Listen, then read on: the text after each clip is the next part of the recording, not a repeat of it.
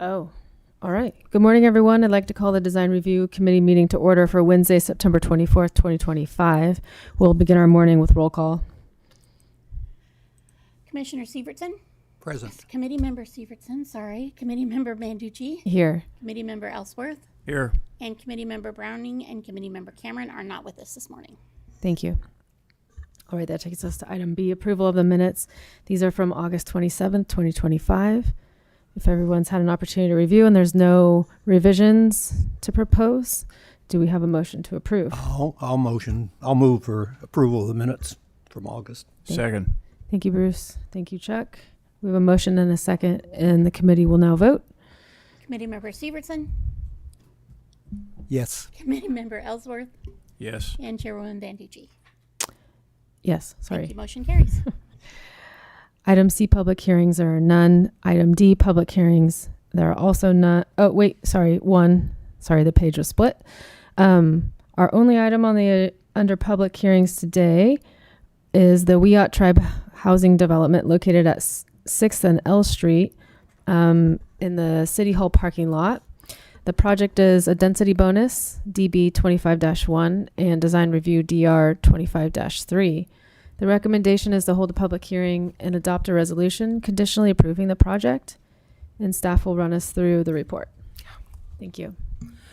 Great, thank you. Good morning, members of the Design Review Committee. I'm Caitlin Castellano, Deputy Director with the City, and I'm here of Development Services, and I'm here to present the proposed Wiyot Tribes Where the Elders Are, that's Laquille Lodoc. Excuse me if I didn't pronounce it right. Senior housing development for your consideration. The project requires a density bonus law concessions, as you had said, and design review. So here's the project location in the city, marked by a yellow star. The proposed development is located on a city-owned parking lot at 6th and L Streets.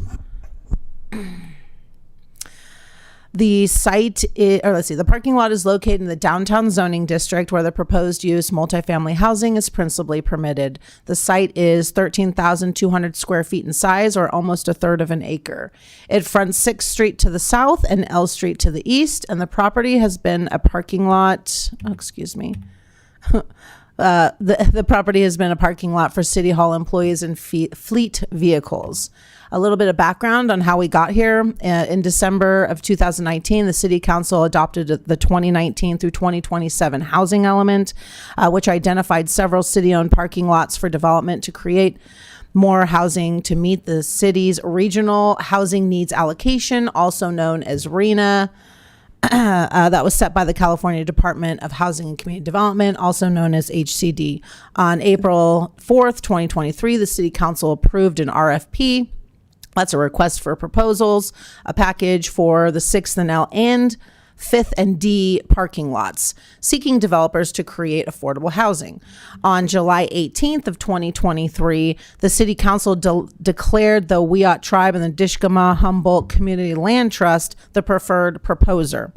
At that time, Council also adopted, a resolution finding the redevelopment of both the sites into affordable housing exempt from CEQA under the Affordable Housing and Residential Infill Projects exemptions. The details of those CEQA exemptions are included in your staff report. In March of this year, the city and the Wiyot Tribe Dishkama Humboldt CLT entered into a DDA, that's a disposition and development agreement, for the development of the two parking lots into housing. Then the Wiyot Tribe, Travoy, and the city hosted a public meeting on March 26th to inform the community of the 6th and L senior housing development and seek input and answer questions. In May, the project went through a city's pre-application development review process with other city departments and agencies, and then the development became fully funded in June of this year. So based on Sanborn fire insurance maps, which are published periodically, the parcel was undeveloped prior to the 1950s. This is the 1949 Sanborn fire insurance map, and here is the 1955 map that shows a library on the parking lot parcel next to the Boys Club gymnasium that used to occupy where City Hall is now. Let's see. Between 1958 and 1964, the library was torn down to create the City Hall parking lot, which is not part of the city's parking assessment district, like several other city-owned parking lots that have been made available for housing through the RFP process. Let's see, on to the project. The proposed development will be a 5-story, 55,310 square foot development for seniors. There will be 52 units consisting of studios, 1 and 2-bedroom apartments. All of the units will be deed restricted lower income units except for a manager's unit. Other amenities include a community room, a commercial kitchen, communal laundry facilities, and a second floor terrace garden, not shown here, but you'll see it again in the elevations. A ground floor vehicle parking area for 20 spaces for city use with loading and unloading. Long-term bike storage room for up to 18 vertical bike parking spots, as well as perimeter landscaping. And a waste enclosure room, access via the driveway behind City Hall, and other associated site improvements, including signage that will be applied for at a later date. So due to the deed restricted affordability of the housing units, the state density bonus law entitles the development up to 5 concessions incentives to deviate from city development and design standards.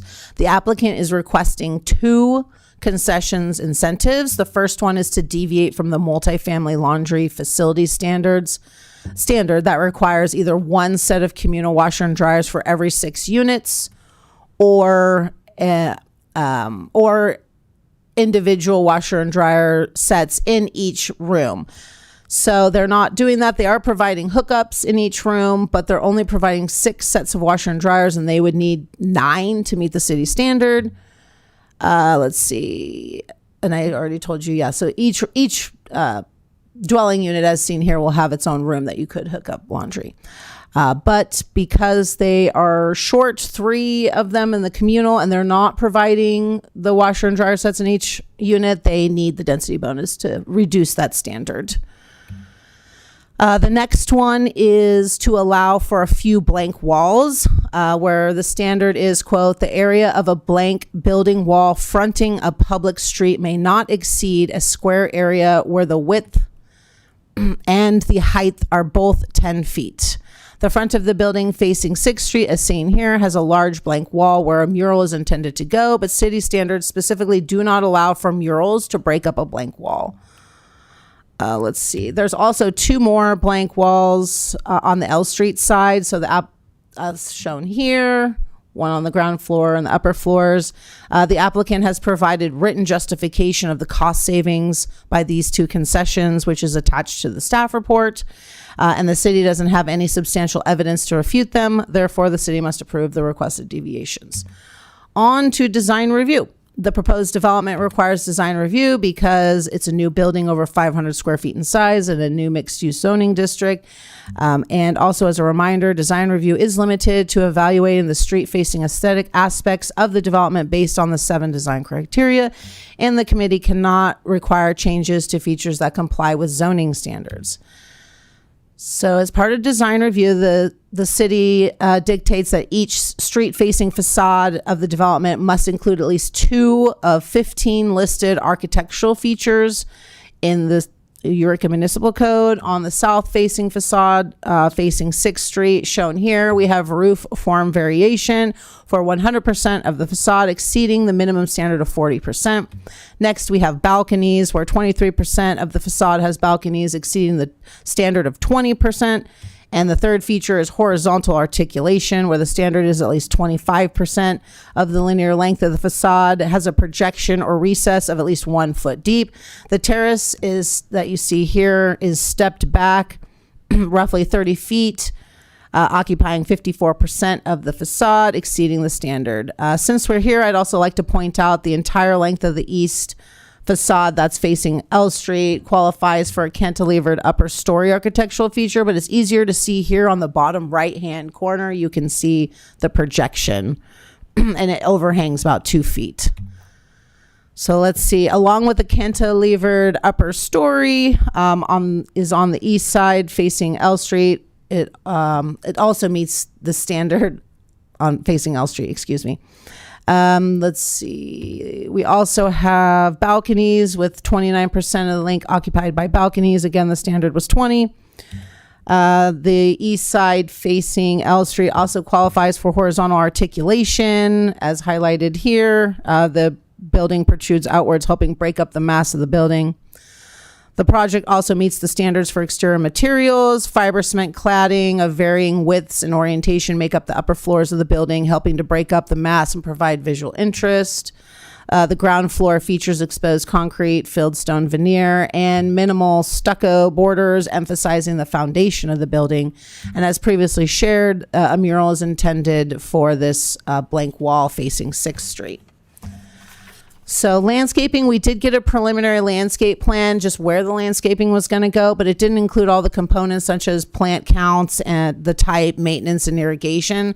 So conformance is conditioned to be met during the building permit phase. However, the applicant has confirmed that the native and tribally culturally important plants will be selected by the tribal biologist, and the plants will come out of the tribal nursery.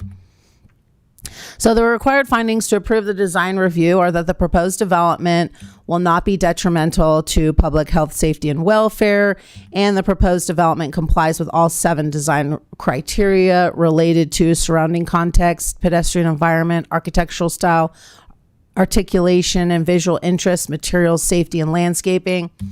As previously shared, the City Council already found the project exempt under the affordable housing and residential infill exemptions by adopting City Council Resolution 2023-39. The city policies and standards carried forward those exemptions are carried forward as conditions of approval here. The notice of exemption was also filed in July of 2023 locally at the County Clerk Recorder's Office, as well as the State Clearinghouse. And here's the State Clearinghouse number. A copy of this is included in your staff report as attachment 4. Also, subsequent project refinements don't change eligibility for the exemptions. Therefore, the prior CEQA determination still applies. So for these reasons presented today and in the staff report, the recommendation is to hold a public hearing and adopt a resolution conditionally approving the project. Myself and the applicant's team, Adam Teffy, I believe, is here, and also the rest of the team is online. I will stop screen sharing for the discussion, and I do have a motion on the next slide if you need it. Thank you. Very good. Thank you. Thank you for a very thorough staff report. Appreciate that. All right, I'm going to open it up to the committee first to ask questions of staff, if there are any. Go ahead, Chuck.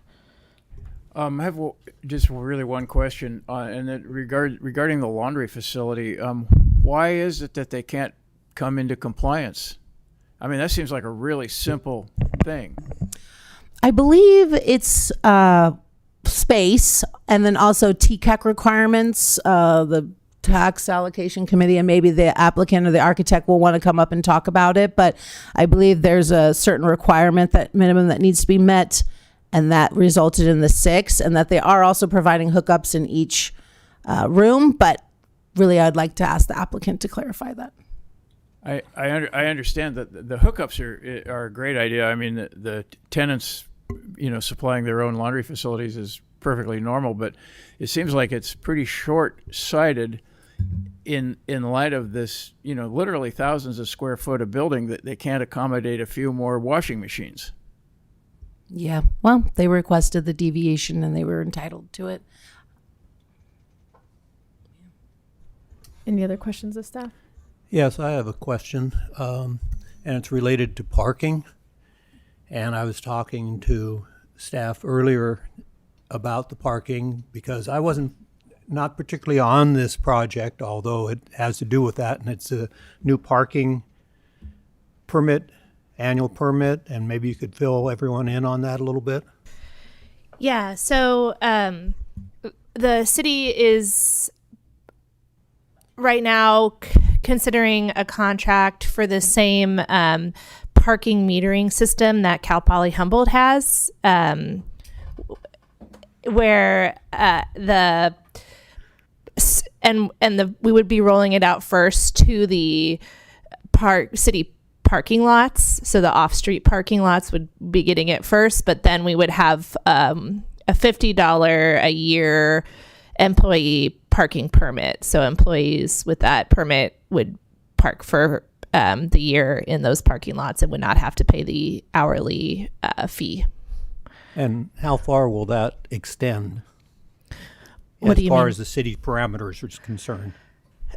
It extends throughout Old Town and downtown, except there's the parking lots over by the Adorni Center are going to remain free because they're so empty. They're not being roped into it. Same with the C to F gravel lot is not part of it.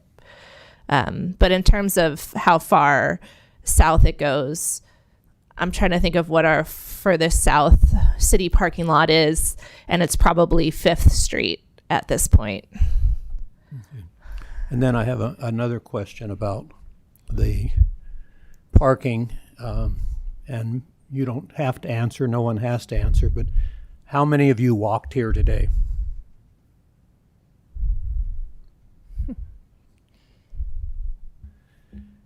This is a point I tried to make at Historic Preservation Commission when we had a project downtown that had both a restaurant and apartments above it. And there was no provision for parking. And I understand there's state minimizes that and all those kind of things. So a combination of questions. Does anyone know how they're going to upgrade, other than the new transportation center downtown, how they're going to upgrade the transportation system so that you don't get on a bus and go out to the furthest reaches beyond the city limits and make a huge circle and come back and then get off. And as it was explained to me yesterday, it took somebody 4.5 hours to have a dentist appointment because of the restrictions on parking where it was. And you may think that people don't have cars, or you may be told that people don't have cars that live in units that don't have accessible parking. But the design review approved 3 duplexes across the street from my house that have 4 of the units occupied at this point, and there are 5 cars parked on the street all the time because there's no parking associated with it. Sometimes they're in front of my house, which doesn't bother me. I have a garage and all that, but they take up a lot of space. That's all the reality is. It's not going away, and we're talking about 100 people here, perhaps. Yeah, this is an hour-long conversation about, we did a parking management plan in 2023, and we have about 20 different strategies for addressing it. And Humboldt Transit Authority, their goal is the 15-minute headway. Their goal is to have 2-way routes so that you're not doing a loop, their goal is to make it better, and we're working towards that. For instance, the Link Housing Project paid for $10 million in improvements, including 2 buses and 10 years of operation. And this bus stop in front of this project is going to be improved so that it's a bulb out, so that the buses can affect the light, so that they can keep moving, so that they're on time, and so that there's real-time messaging system so people know when the next bus is coming. So and I know Caltrans is planning on rolling out all of that on Broadway and potentially bus-only lanes if we're able to extend the Broadway couplet through their plans for, the 4th, 5th Street couplet. And that's just like the cusp of it. Also, I'm working on standards for employers who employ 25 or more people to have a parking management plan so that they pay employees to bike. They have showers for employees who bike, all sorts of stuff. So I mean, it's a hour long discussion about all the stuff we're doing, but it's true people drive. It's also true that having an abundance of parking leads to more driving, you know? I've lived in LA, San Diego, New York City, and my driving habits change drastically depending on the parking situation. Yeah, I appreciate that information, and it's more than an hour-long conversation because people have cornered me, including on the pickleball court yesterday, as to having a conversation about this. And when I was on the Planning Commission in Santa Cruz, we approved compact spaces at 70% of the spaces. Yeah, I love that idea. We have, one of our parking management strategies was to paint the on-street parking spaces, the little white corners, so that people more efficiently park on-street. And I feel like we made them the size of a giant truck, I like the idea of more compact spaces to encourage smaller cars.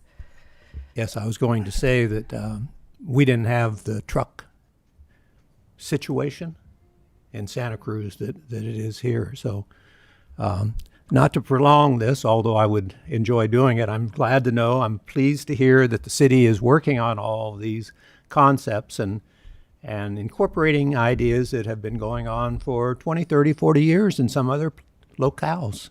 Thank you. I just wanted to add to that to clarify that in 2019, when the zoning code was comprehensively updated, developers were able to choose whether they were going to add parking or not. So parking wasn't required for lower income housing developments. And the thought is, right, each parking space is very expensive. So it was cost prohibitive to provide affordable housing. So the design review committee is not necessarily approving the parking and no parking. That was a mandatory development standard that they're meeting. So that's actually not what you're approving. And then also the state then went above and beyond what the city of Eureka already did in 2019 and eliminated all required parking within a half mile of a major transit stop. So really, yeah, as much as parking is the hot topic, now it is not required. Developers can still choose it, right? But now it's the management strategies and it's slow to get off the start. But Well, yes, and one of the problems I see with this is you have 52 units with kitchens. Kitchens require they need to go shopping, grocery shopping. Yes. and shopping is not available readily near. I mean, yes, we have co-op down there and things like that, but still, it's walking quite a ways. And I just picked up a freezer at a big store, box store, whatever you want to call it. And if I hadn't had a vehicle, how would I have gotten it home? I just wanted to clarify that when you were like the design review committee approved these projects without parking, I just want to let you know it's not on the design review committee to approve or deny parking. That's all I was I clarifying. just am heeding my friends' concerns, and Right. and I can go back and They say are all these proposing a van space that I assume they'll be using to shuttle their, but we could ask them too. All right, thank you all. I do want to bring it back to what is before us today is our committee. I understand that parking is an issue with growth. All things like parking and other infrastructure improvements are necessary, and it is clear that the city is working towards goals to make improvements on all those fronts. So what's before us today is the housing development itself. We're reviewing the architectural character of this building, understanding the conditions here. So I'd like to bring the conversation back to that. You're good. I was just trying to pull up an image of the development, and now I Okay. can't But escape. before I open it up to the public hearing, I wanted to see if there's any further questions of city staff before I do so. One last one. Okay. I notice you folks have a mural squared away here on this thing at some point, and I would like to request, if it's at all possible, going forward, that the mural in its final design be curated by folks who have some architectural or mural backgrounds that will deliver something on this building that will carry the feel for the whole project. We have lots and lots of murals in this town that are seriously substandard, and what we need is serious curation on those. Could you explain how they're substandard? Is it the maintenance of them or the look of them? I'll give you one example. There's I want to say it's on the corner of E and 4th, on the side of the Ellis Art Building, which is a map of Eureka and where you are and where you might be wanting to go. That thing is so poorly painted and so poorly conceived that it is, first of all, it's confusing. And in my opinion, it's an eyesore.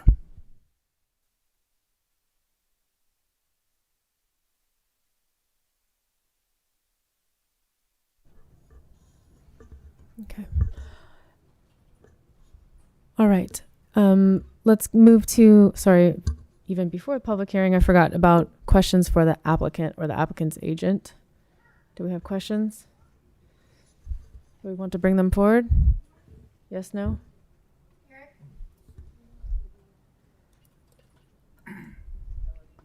It's okay. No questions for the applicant's agent? Is there anything you want to add to this part of the conversation since you're here? You can come forward now if you'd like.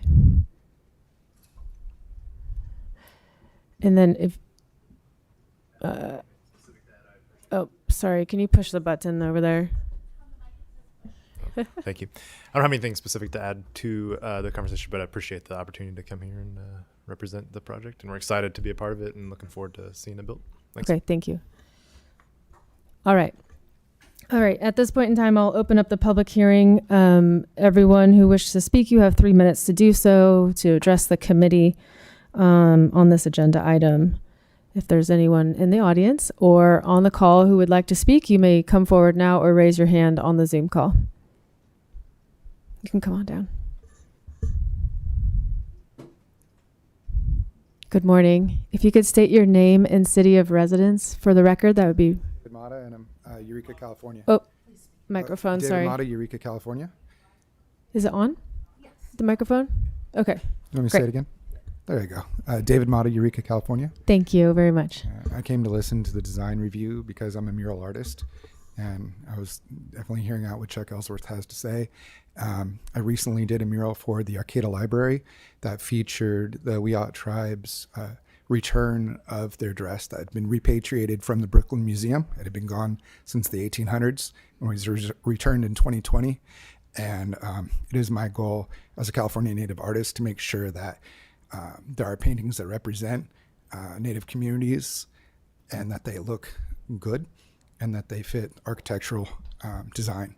And so that's why I was here to listen. So I heard the conversation come up. I didn't plan on coming up and talking, but I did bring some work that I would like for somebody to see. Is there, will this mural go through another committee? No, it's not going through another committee? Okay. And then are you the selected artist for this project? No, Oh, but no, I just okay. I came in to find out if there was anything I could do to help. Got it. Okay. Thank you. Thank you. Can he submit those to you all or to the applicant? Of course. Agent? Okay. So I know there would be a competitive bid for the mural that is going to put out a RFP for Okay. to different artists to present their proposals. So Great. we would love to look forward to seeing your work. Thank you. Yeah. Yeah, you guys should connect. All right. Okay, anyone on the call? Because I think that's all that's in the audience this morning. Anyone on the call that has their hands raised? I can't see. That's it? Oh. Got it. Jessica's talking to Derek right now because I can't get out of the presentation, and then he'll Got check it. Yeah, and I can't see any attendees. There we go. That's what I needed to do. Sorry, Colin is available with his hands up. Raylene, I can hear you. Now, we do have one person on Zoom. Let me see if I can get them unlocked. Hold on. Thank you.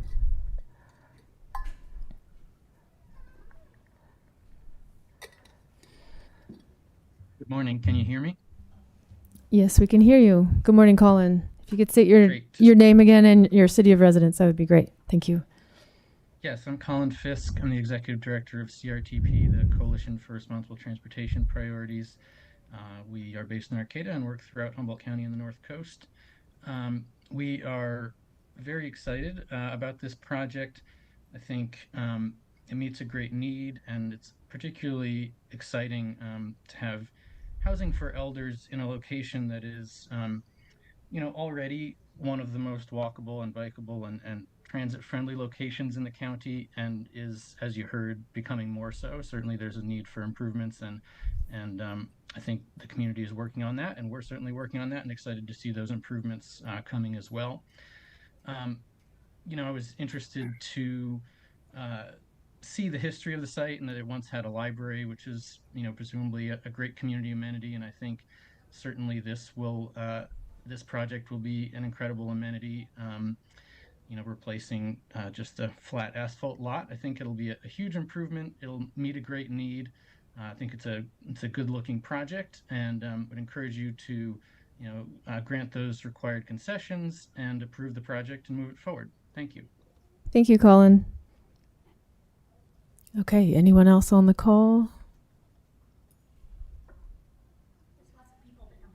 No hands? Okay. I will take that. Okay, I'll give you last call for any public comment. None? Okay, very good. I will close the public hearing, bring it back to the committee for further discussion. Perhaps we could put the information up on the screen. I think overall this is a positive development, especially for downtown Eureka. I think as things develop and grow, I think that it will promote additional infrastructure to support, movement of people in public transportation. But overall, when we go back to the design of the project and what it's providing for the community, I think that it's all positive notes. Super excited to see how the competitive mural, turns out. And overall, I don't have any further comments or questions about the project itself. Anything else from the committee? No? Nope. Okay. All right. We have a suggested motion. Through the chair, Yes. I would move the Design Review Committee adopt a resolution conditionally approving the density bonus and design review for the Laki Ho Da, where the elders are, Wiyat Tribe Housing Development at 6th and L Streets. Thank you, Chuck. We have a motion. Do we have a second? I'll second that, providing we consider adding the condition of exploring additional washing and drying facilities in the complex. Thank you for bringing it up. Is it a recommendation or a condition of approval? I would need that. But either the motion amended or a statement that it's a recommendation versus a condition. It has to come from. Through the chair, how would we affect this? It's either, if it's a recommendation, then the applicant can investigate it and do what they either try and increase it. If you condition it, then it's a must. They're requesting it waiver through a density bonus. So I think that it should be a suggestion, like encouragement. I think it should be an encouragement to find additional washer and dryers instead of a condition, because it's against density bonus law to require them to do that. Thank you for that clarification. I was struggling through that. So, okay. Well, It's actually out of our purview, but I would suggest that this be followed to increase washer and dryer capacity in that building. So a strong encouragement to increase washer and dryer capacity. Okay. And I'll second that suggestion. All right. We have a motion and a second with an encouraging suggestion. And the committee will now vote. Committee Member Severson, Yes. Committee Member Ellsworth, Yes. and Chairwoman Banducci. Aye. Thank you. Motion carries. Thank you. All right. Item E, old business. There is none. Same for new business. And for pre-application review, nothing on those agenda items today. That takes us to item H, director's reports and communications. Anything from city staff? I just want to report that Assistant Planner Samuel Griffith is no longer with us, and we're sad to see him go, but we're going to move forward and hopefully fly a position to replace him soon. And then Director Kenyon, did you have any updates? Nothing that I can think of. Okay, very good. All right, item I, other reports and communications. Usually there's none. Okay, item J, oral communications. This section of the meeting, excuse me, let me start that sentence over. This section of the meeting provides committee members and the public an opportunity to address the Design Review Committee on any subject not appearing on the agenda. If there's anyone on the call or in the audience who would like to address the committee, you may do so now. Anybody on the call? No hands. All right.